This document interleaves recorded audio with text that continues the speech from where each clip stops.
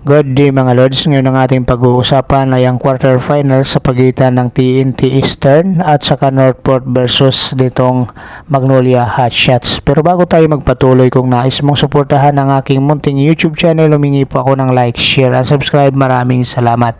Ito nga mga Lords yung playoff pictures ng PBA Commissioner's Cup.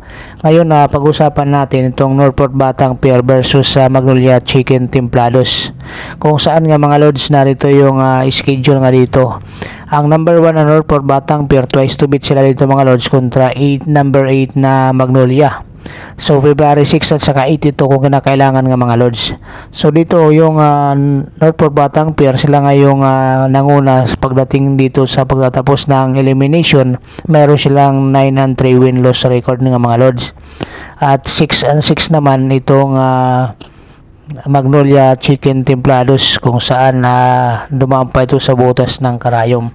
So malaking bagay nga dito mga Lords para sa Northport Batang Pier itong si Arvin Tolentino, dahil yung kanyang abilidad na makapag-draw ng foul nga mga Lords, at mataas yung kanyang porsyento sa dating sa free throw line, dahil meron siyang 80.3% nga mga Lords sa free throw line. Kaya ito yung nagbigay ng malaking advantage para dito sa Northport Batang Pier. At syempre yung 3-point shot din nitong mataas din sa kanya, yung 33.3% niya.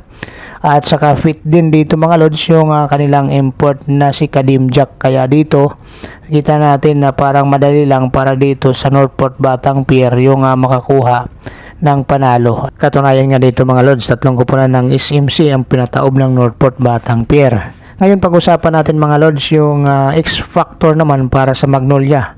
Ito yung kalakasan nila nang gagaling sa kanilang import na si Ricardo Ratliff at saka itong si Sab Lucero. So dito nga mga Lords, sa kanilang 4 na sunod na panalo, malaking bagay nga dito mga Lords yung contribution galing sa bench player nga nitong Magnolia Chicken Templados. So katunayan nga dito mga Lords, meron silang 47.5 points per game galing sa bench. Ito yung contribution.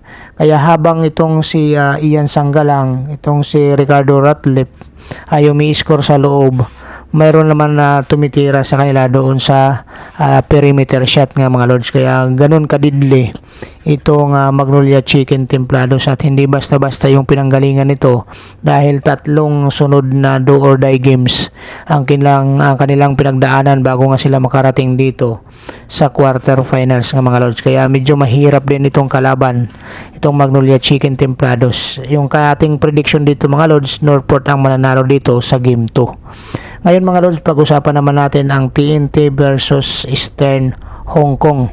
Ito naman mga Lords ay labanan ng number 2 at saka number 7. Ito nga mga Lords yung schedule. Number 2 TNT Tropang Giga, twice to beat ang dala nito kontra number 7 na Eastern, February 6 at saka February 8 na kung sakasakali makakakuha pa ng panalo itong Eastern Hong Kong. Kaiba itong Eastern Hong Kong mga Lords, dahil ang import nila dito ay si McLaughlin na. Kaya hindi ito yung unang nakalaban ng TNT Tropang Giga, which is tinambakan nga yung TNT Tropang Giga dito.